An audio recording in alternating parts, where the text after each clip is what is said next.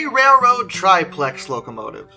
Now, I've discussed triplexes in the past, and there's a reason why they were not very popular. And for one thing, look at that. Look at all those wheels, all those cylinders, all this unyielding power. And yet, they never really were very good. And many wonder why, after all. Duplexes are a thing, they totally work, and simple articulates work. But it seems like, when it comes to a single boiler anyway, once you go past 2, things get really complicated. These locomotives were incredibly good for banking because when they did move, they were insanely powerful. And when these were introduced in 1914, they were believed to be the heaviest and most powerful steam locomotives in the world. The problem with them was that going off of a single boiler, no matter how large it was, trying to get steam to all the cylinders was basically impossible. So getting them up to a point where they could actually move was incredibly difficult, and even when they did move, they were never going to be very fast. They weren't considered successful at all, and no more were built. And much like the other triplexes, they were either scrapped or rebuilt into smaller, more conventional locomotives. But as I mentioned before, there were plans to create a quadruplex locomotive, and at one point Union Pacific did draw up plans to create the hexaplex locomotive. That's right, 6 sets of driving wheels. This was never built, because no, just stop, okay? It's not going to work. It didn't work at 3, why would it work going even bigger? Just add more driving wheels, that's fine. Just add all the driving wheels in the universe. It'll be okay. Eventually it'll be so big that it has to work. But that's the price of mad science. The Johnston geared locomotives. Geared steam locomotives usually fall into a few categories, and the most well-known ones include the Shay, definitely, the Climaxes, or the Heislers. But all the way over in New Zealand in 1910, they introduced their own design for a geared steam locomotive, and look at all those tiny wheels.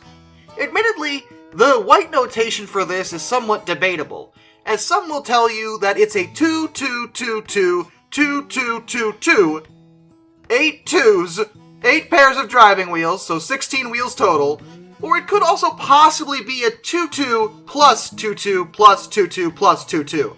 Either way, that's a lot of wheels. A lot of really tiny, tiny wheels. Why were they so small? Well, it's probably to reduce the overall weight. See, the whole point of this particular design was that each axle would only have about 1 ton of weight on it total, because these locomotives actually ran on wooden rails. Much like other geared locomotives, it was designed for rural work, like logging for example. And believe it or not, they were actually pretty successful. They aren't very well known, but they definitely worked, and were in continued use in New Zealand for many decades, but by the 50s they were obsolete, and not a single one was preserved. Kinda sad, because they're definitely a unique piece. The Krupp Zolli condensing turbine locomotive. Okay, that was clearly created by a supervillain. Which country is this one? Of course it was. This is one of the German outings for a steam turbine locomotive.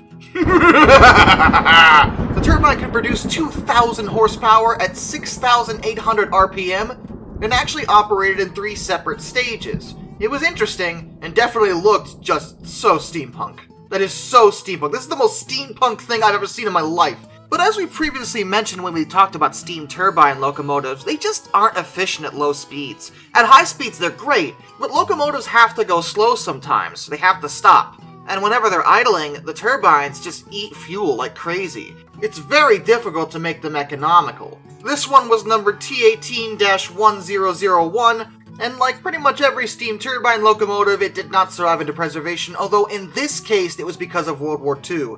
It was hit by a bomb in 1940 and scrapped. The Swiss EB3/5. Okay, that just looks ridiculous. What is going on? What is the deal with the why? Why?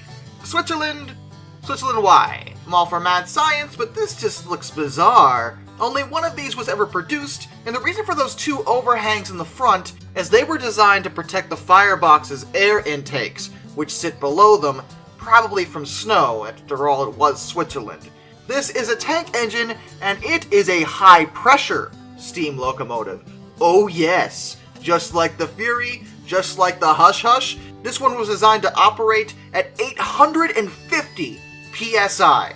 And its feed water was actually preheated to 180 degrees Fahrenheit by the exhaust steam of the main cylinders and the feed pump. It definitely had some thought put into it, and in trials it actually performed very well.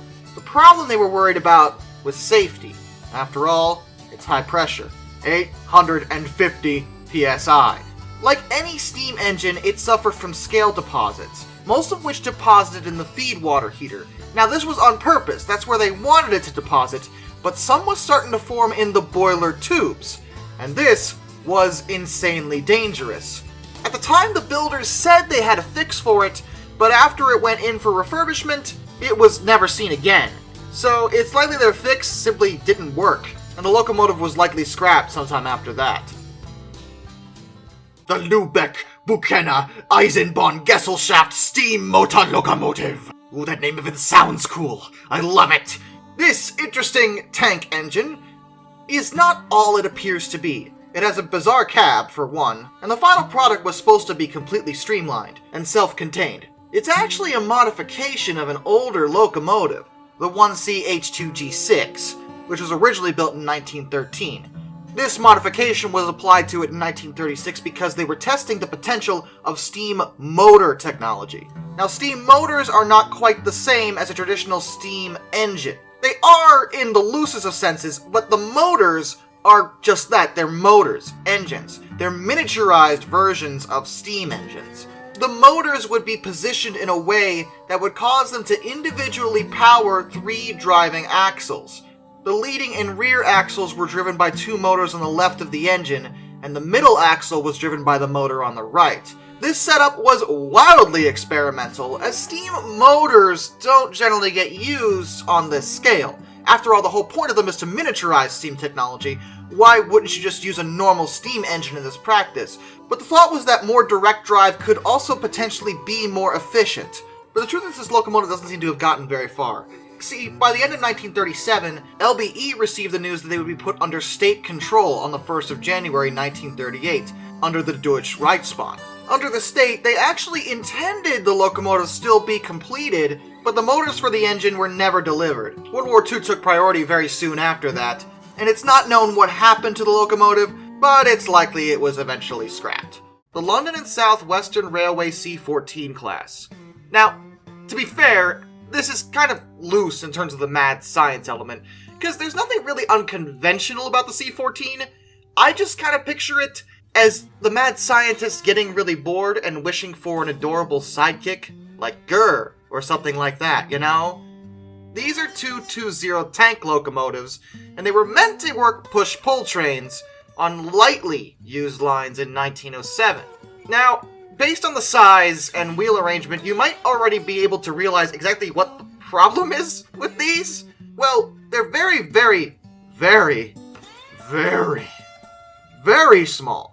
So small, in fact, that they were significantly underpowered, and their tractive effort might as well have been non-existent. They couldn't pull anything. Attempting to use them on push-pull trains just wasn't working, and they were eventually relegated to simple, small shunting duties, which, with 1 car at a time at low speeds, they could kinda handle that, but they still weren't exactly the most useful things in the world.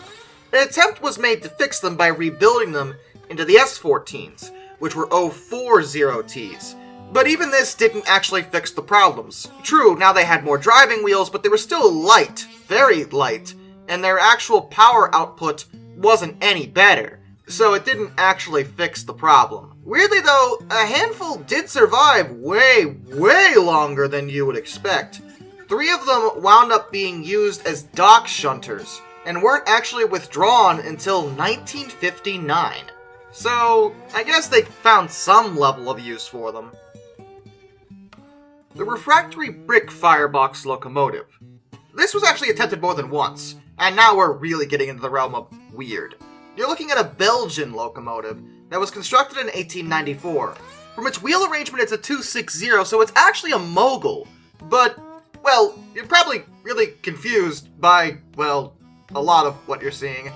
For one thing, that's a steam reservoir behind the chimney, and that was meant to work with the weird way the firebox was set up in this particular locomotive. Now what in the heck is a refractory brick, and what does that have to do with a firebox? Well, refractory bricks are just another name for fire bricks, which are quite literally bricks, but they're usually made of some kind of ceramic specifically to retain heat. The way this worked was bizarre at best, because it wasn't just that they made the firebox out of these bricks. It wasn't surrounded by water either, which sounds alarmingly dangerous, but given the way this operated, it was actually alright. There was only air around the firebox, and that hot air that was heated by the bricks was used to supply the furnace and therefore heat the steam. It sounds really bizarre because it is, and there were actually a few examples of it, though this one, number 512, was the one that I found the most information on. It was built in 1894 and retired in 1906, which doesn't bode well for anything involving this locomotive. The thing about the brick fireboxes is that they were really prone to malfunction from the shock and vibration of a locomotive. So there's a reason you don't see them very often, if ever. They just didn't work very well. They were difficult to steam, they had a lot of condensation in the cylinders, and they had very high coal consumption. Perhaps an interesting experiment, sure, but definitely something that was proven not to really work that well. The Hurricane. Oh boy, now we're getting into real crazy stuff. What the heck is that? Why is it what the... Why anything? There's no reason for this. Now, it may be a bit hard to judge scale from this drawing, as far as I'm able to tell, there's actually no known pictures of this thing, as it was built for the Great Western Railway around 1838. Now, despite having a total of 16 wheels, only 2 of them were driving wheels. Now, I want you to guess which ones they were. Of course, I don't know what you expected. That's right, the giant 10-foot driving wheels were the only thing that moved this thing along. Now, as a result, anyone familiar with locomotive design could tell you that this probably actually didn't work very well at all. Not only are there just not enough driving wheels for how long this thing would be, but the driving wheels aren't even underneath the boiler. So most of the locomotive's weight is on 6 of the unpowered wheels right in the center, which is where you'd think the driving wheels would be. But allegedly, the Hurricane was so named because it achieved 100 miles per hour on a 28-mile test run in September of 1839. Now, there's no direct evidence that that's true. In fact, I'm gonna go out on a limb and say that that is a vile and odious lie. There's no way this thing could go 100 miles per hour. What, did you push it off a cliff and let it reach terminal velocity? I mean, maybe I believe that. Between the overall size of it, the 2 giant driving wheels that are not where the heaviest part of the locomotive actually is, and just the primitive nature of steam technology in the late 1830s, there's just no chance it ever got that fast. I'd be shocked if it reached 20 miles per hour, frankly. Speaking of poor weight distribution, though, the Nichols boiler. Oh my no. Who thought that was a good idea? I probably should explain what you're looking at, though, because maybe you're looking at this to see what's wrong. I mean, that just looks like a tender in a locomotive. Look closer. Look very close and understand what you are looking at. Alright, you have a pretty normal looking locomotive in the front, except for the fact that that's not a boiler there. That is just a steam reservoir. The boiler is the tender. Oh yes! This literal dead end in locomotive technology development was built in 1846 by Mr. G.A. Nichols, who was the chief engineer at the Philadelphia and Reading Railroad. He wanted to burn anthracite coal, but at the time, they were struggling with this. They needed a very wide grate in order for it to burn effectively, which is fine, but the solution was not advised. The boiler and pretty much all the major locomotive functions were done in the tender, behind it. The steam was channeled into the reservoir in the front, where the normal-looking locomotive is, and then it would power the 8 driving wheels that way. Now, it could actually move, to be fair, but this is just so wrong on so many levels. There's basically no weight on the drivers, at all. All of it is behind it in the tender because that's where he put the boiler. So this locomotive's track adhesion was horrible, absolutely atrocious. But that wasn't actually its only issue. They didn't create boiler drought in the same way as a typical boiler would. Instead, they used a steam-driven fan, which supplied positive pressure into the firebox. Now, that's okay, except for the little, slight, teensy-weensy, minor issue. That the fan would actually cause flames to blast out of the firebox. So the only way to actually give the boiler more fuel was to shut that fan off, so they found it was actually necessary to damp down the fire between stations. Definitely not an efficient design in any regard. The Belgian Franco Costi locomotive. Oh boy, I'm a little excited to tell you about this, because you are not going to believe it. I hope you're sitting comfortably for this example of precision Belgian engineering. For what we have here is definitely a strange locomotive that took an example of the Franco Costi boiler design. Do you want to know what this wheel arrangement is? Because you are so not ready for it. Alright, it is a 062 plus 24242 plus 260. Now if you think about that for a second, you may realize what we're looking at. Oh yes, you are looking at the one, the only ever built Quadruplex steam locomotive. They did it. The absolute madmen in Belgium actually built a quadruplex. And admittedly, it turned out a bit better than I think it had any right to. The Franco Costi system actually kind of worked well for a quadruplex, especially given how large it was. It was 31 meters long. It was double-ended because there was no way they were ever going to put this on any turntable ever. And there was a water wall between the two fireboxes. Yes, there were two fireboxes, which meant there were two firemen. This, of course, inflated operating costs with this thing, and it's one of its biggest faults. First of all, it's huge, so it's going to be expensive to run just because of that, but you also have to pay extra workers to manage it too. Franco Costi's boiler system is actually somewhat efficient in some ways, though it never really took off. Believe it or not, despite being a quadruplex, it was actually a remarkably stable locomotive. And that's because, if you couldn't tell, it's articulated. Which, I mean, it would almost have to be if it's that long, so fair enough, good call. And apparently its maximum speed that it was allowed to go at was 60 kilometers an hour, which was a little slow for steam engines of that era, but faster than I would have expected from a quadruplex. However, despite being built in 1932, it was out of use by 1935. They only really utilized it for about 3 years. Well, why? Well, simply put, there was no reason for this outside of unspeakable power. Trains of the 30s were not nearly long enough to justify this unbridled madness we got going on here. In fact, the locomotive was so powerful that it could have potentially broken the couplers they would have been using. Power is nice in some aspects, but you have to factor it in with management costs. There was no purpose for this. None. From the looks of it, they might have built it just to see if they could. And to be fair, they did it. Good work. I'm impressed. But they had no reason for a locomotive so large, so powerful, and so full of unstoppable fury. As far as what happened to it, well, it was kind of disassembled. The twin firebox boiler was sold. However, pieces of it were actually used to make two different locomotives later that were used by Germany at the end of 1943. At the end of World War II, however, they came under Soviet control. And this is where things got a little crazy, and I would have loved to see it, but as far as we know, the Soviets never actually committed to this plan. They were going to use the tech to go bigger, because of course they were, and they were going to make a hexaplex. But they never actually built it, which I am sad. I'm glad I was able to tell you that there was once a quadruplex locomotive on this plane of existence, but I don't believe I'll ever be able to tell you that there was a hexaplex. But man, it would have been cool. The Pearson 9-foot single. What? Why? Why would you do that? Why would you ever do that?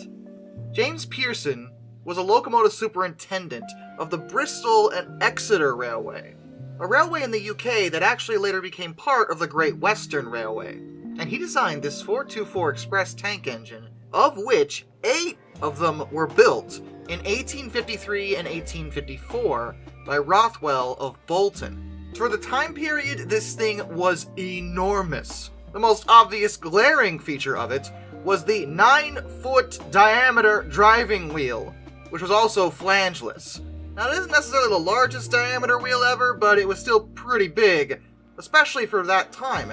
In fact, the locomotive itself was a mammoth, Not only was it insanely tall to deal with the wheel, but it was a broad gauge locomotive, running on 7-foot rails, and it weighed 42 tons.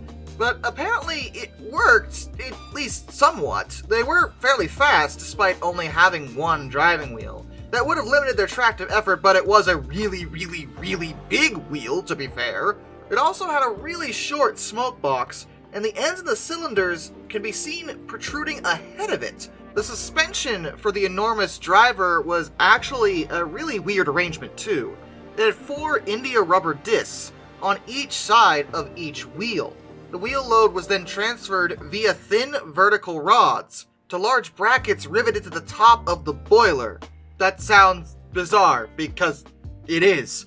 The boiler then passed the load to the inside frames. It's not clear whether this particular design ever gave trouble, because there really isn't that much information regarding the performance of these engines, other than the fact that they were pretty fast.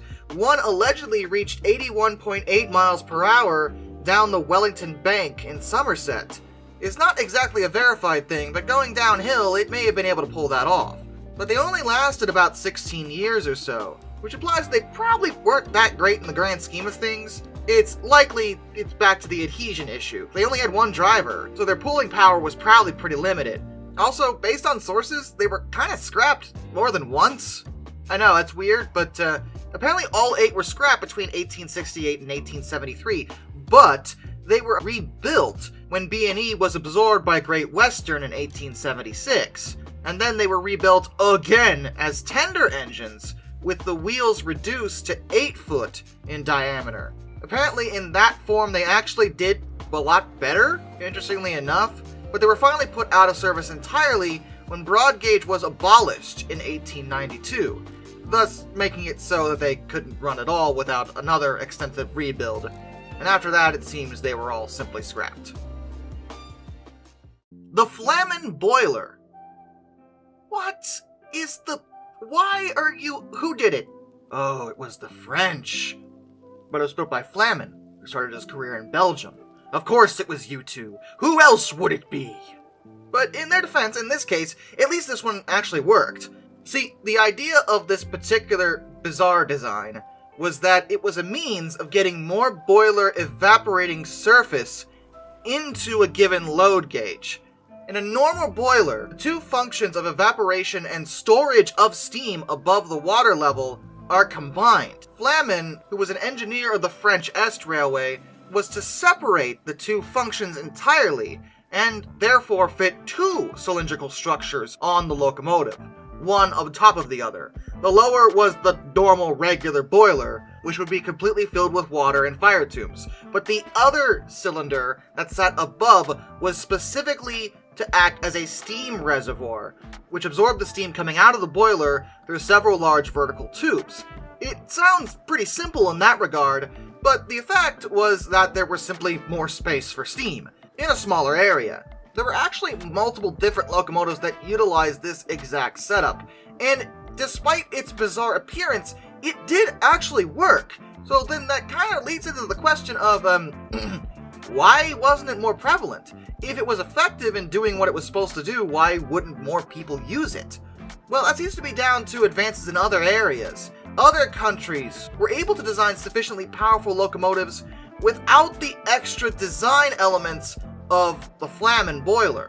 It was more complicated to construct because of the design. It wasn't that complex, but it was still more complex than a typical boiler. No one really seemed keen to utilize it when they could get what they needed out of the locomotives without it. And most examples seem to have been scrapped by the early 1900s. The Fink system. What? No. Fink, I don't know what you're up to here, but it's time to stop, because there are too many directions that this No.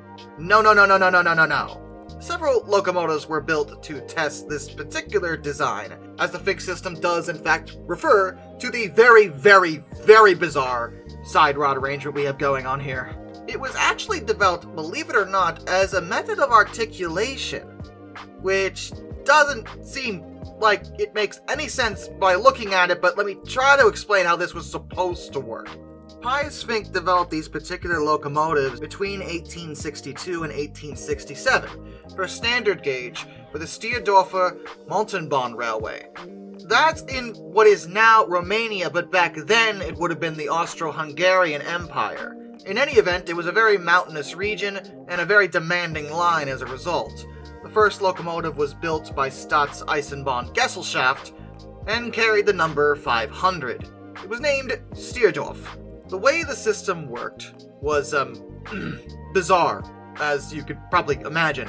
The boiler was carried by 3 forward axles fixed to it, driven conventionally by 2 cylinders at the front. That part isn't particularly unusual. The firebox itself rested on a roller on the pseudo-tender. They were basically tank engines, which held the 2 rearmost axles, which could swivel with respect to the front section. By the time they reached number 502, there were some slight differences in the design. There's an extra link on the Fink mechanism, and the system itself is based on driving the 2 rear axles on their swiveling frame from a countershaft, which was driven from the main driving wheels by a connecting rod. This countershaft remained parallel to the front axles, but was moved back and forth by the struts that were attached to the rearmost of the front 3 axles. Though the intention was to give the locomotive some method of slight articulation, the end result was not really that at all. In 502's case, the Fink system was not kinematically correct. The geometry of the mechanism couldn't actually properly compensate for the angular movement on curves, so it basically couldn't do exactly the thing it was supposed to do. Fink himself stated that it was an error that he had made by only 1 millimeter. But when it comes to building anything, engineering anything, 1 millimeter of error is actually quite a bit, and can be cataclysmic in some applications. In this case, it made it so that it simply didn't really work that well. Coping with this error resulted in a lot of stress on other parts, which had to be strengthened.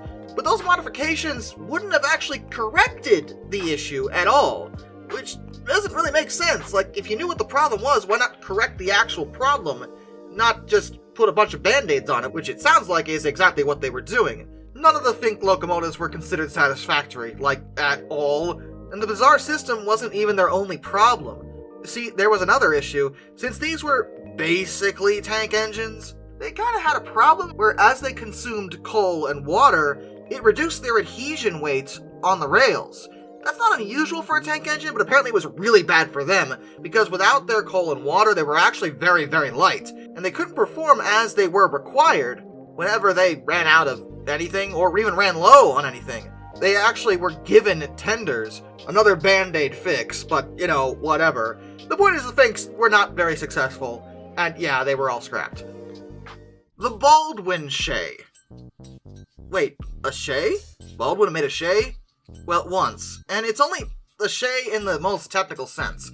In terms of function, it worked the same way. It was a geared locomotive, and it used 3 different cylinders to move a crankshaft and move the wheels, etc., etc. If you're a rail fan, you may already know what a Shay is, and I have mentioned them in earlier videos. But Baldwin's take on a Shay was weird. And I mean really weird. And looking at it, I think the idea here was to make it different enough that they wouldn't have to pay for utilizing the Shay patent, but still similar enough that it could perform just as well as a Shay.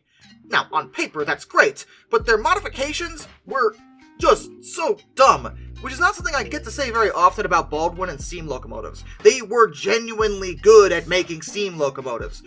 Apparently not geared ones. They actually only ever made 5 geared steam locomotive designs, and this one was the only Shay. But the cylinders weren't mounted vertically on the side like with every other Shay on the planet.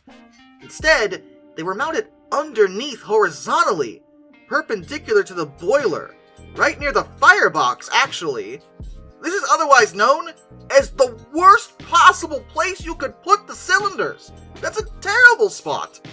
For multiple reasons. For one thing, the boiler and firebox get hot, and the heat causes the cylinders to wear much more quickly.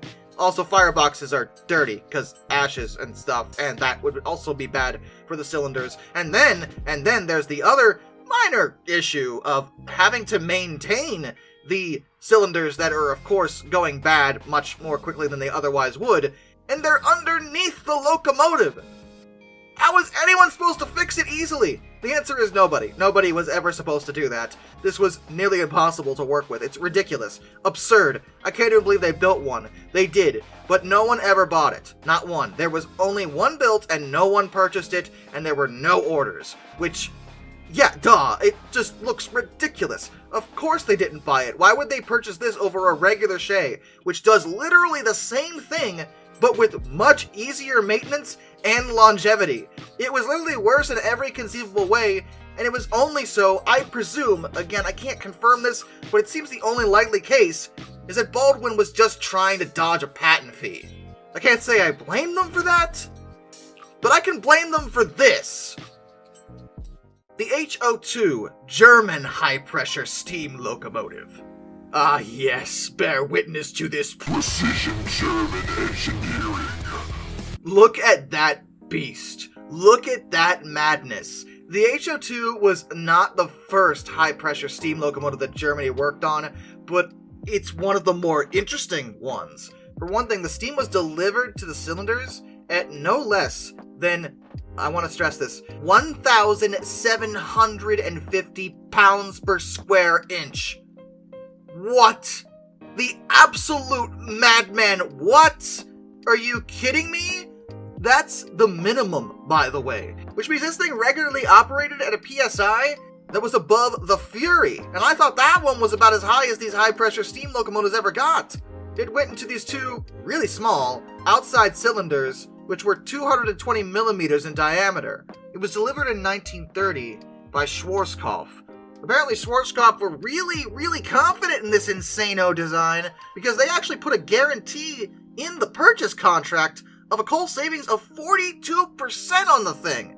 Now, I want to warn you, the way this thing worked is not at all like a typical steam locomotive, or even a typical high-pressure steam locomotive. The way they handled it was weird. Really weird. This is peak mad science, okay? Let me try to explain this. And I stress try, because there's a lot of big words you're about to deal with, and a lot of things you may not be able to keep track of, but I'm going to do my best to dumb it down for you. It used steam alone to transfer the heat, as steam itself doesn't leave scale deposits. Saturated steam from the steam generator was pumped through the high-pressure superheater tubes which lined the firebox. There, it was superheated to about 900 degrees Fahrenheit, and the pressure there was raised to 1700 psi. But only a quarter of that was fed to the high-pressure cylinders. The rest was returned to the steam generator to evaporate more water and continue the cycle. The high-pressure cylinder exhaust passed through the oil separator, then the low-pressure feed heater, and finally the tubes of the low-pressure boiler. The boiler itself was not heated by combustion gases at all. It was strictly the steam. The steam there was only raised to 225 psi. Then it was fed to the low-pressure superheater, and then fed via the low-pressure regulator to the low-pressure cylinder. The low-pressure exhaust feeds the blast pipe in the smoke box. The high-pressure exhaust, condensed in the low-pressure boiler heating tubes, was pumped back to the steam generator. That sounds really nuts, but basically how it worked is that it was using the steam itself to heat the boiler, not combustion gases at all. Now, in its way, it was kind of genius, but the problem here is that it was impossible to raise the steam at all in this locomotive unless you already had steam available, which you may recognize as what is supposed to be done in any steam locomotive. In order to get this thing going, you had to get steam from outside of it and introduce it to the system. You couldn't actually make steam in the locomotive itself. The firebox tubes were cooled by the steam and not water, so the minimum pressure in the steam generator before the fire could even be lit at all was 70 psi. Now, steam, of course, could be introduced from another locomotive, and in fact, it was designed to do that, but what? Why? No, that's not the point of it. Shouldn't need a separate locomotive in order to do that, though. Plus, in this setup, You are absolutely 100%, no question about it, no seriously, you need it, dependent on a steam pump to keep the whole thing running. It was given 2 of these, since the designers must have known that, but they were still notoriously unreliable. Breakdowns were frequent, and the complex nature of the system made maintenance costs obnoxiously high. It was so expensive to work with. As it turned out, the increase in efficiency wasn't even worth it in any way. It was technically more efficient, yeah, but only by a little bit, and compared to the outrageously increased costs of maintaining it, it was completely worthless, and it broke down all the time. Like I said, there was only 1 example built, and it wound up being scrapped.